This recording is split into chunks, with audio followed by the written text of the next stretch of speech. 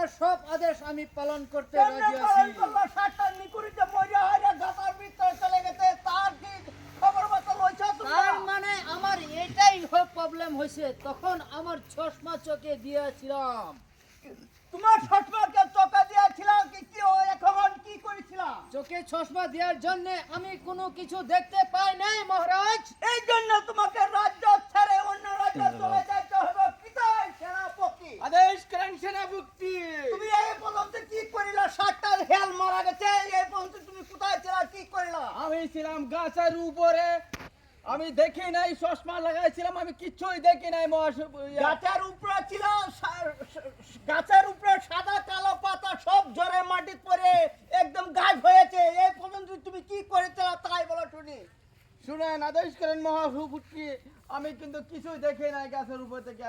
গাছের পাতা কেমনে পড়ছে আমি কিছুই দেখি না। দেখছো না তুদিতে, তুমি এই রাজ্য ছেড়ে চলে যাও, আমি এখন ঘরে চলে যাচ্ছি। মহারাজ, এই কাম কোনোদিনও করতে পারবেন না মহারাজ। আপনার আদেশ আমি পালন করবই করব, নিশ্চয়ই করব।